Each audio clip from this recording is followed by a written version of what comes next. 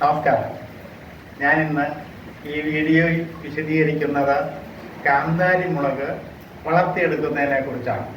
സാധാരണ പച്ചമുളക് കുറച്ച് കാലം കഴിയുമ്പോൾ ഉണങ്ങിക്കഴിപ്പോകുന്നുണ്ടാകും.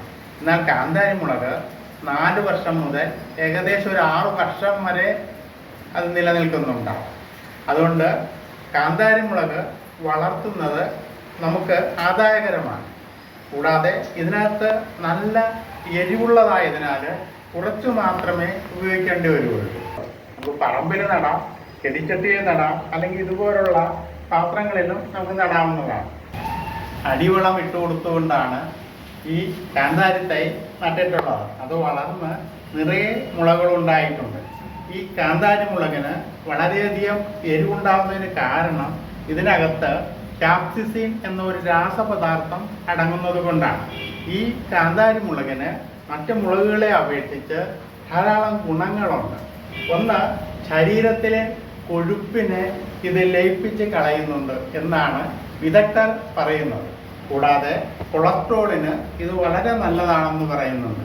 ഇങ്ങനെ വിവിധ ഗുണങ്ങളോട് കൂടിയ ഈ കാന്താരി മുളക് നമുക്ക് നമ്മുടെ വീടുകളിൽ വച്ച് വളർത്താവുന്നതാണ്.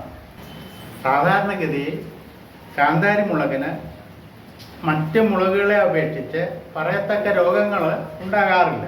ഇതിന് പൊതുവെ കാണാറുള്ളത് ഇലപ്പേൻ എന്ന് പറയുന്ന ഒരു കീട ആക്രമണമാണ്. ഈ കീടങ്ങളെ, ഇലപ്പേനുകളെ നമുക്ക് നശിപ്പിച്ച് കളയുന്നതിനായിട്ട് 1 ലിറ്റർ വെള്ളത്തിൽ 10 മില്ലി വേപ്പെണ്ണ കലക്കി അതിൻ്റെ മിശ്രിതം സ്പ്രേ ചെയ്തോ തളിച്ചോ കൊടുക്കാവുന്നതാണ്. പിന്നെ ഉണ്ടാവുന്നത് ചില ഇല ചുരുണ്ടുവരുന്ന മുരടിപ്പാണ്. ഇങ്ങനെ ഇല മുരടിച്ചു വരികയാണെങ്കിൽ അത് പുളിപ്പിച്ച കഞ്ഞിവെള്ളം ഒഴിച്ചു കൊടുക്കാമെങ്കിൽ അത് മാറിക്കിട്ടും. കൂടാതെ ഇതിൻ്റെ ചുവട്ടിൽ കഞ്ഞിവെള്ളം തണുപ്പിച്ച് ഒഴിച്ചു കൊടുത്താൽ വളരെ വേഗം വളർന്ന് വളരെയധികം മുളകുകൾ ഉണ്ടാകുന്നതായിട്ട് കാണുന്നുണ്ട്.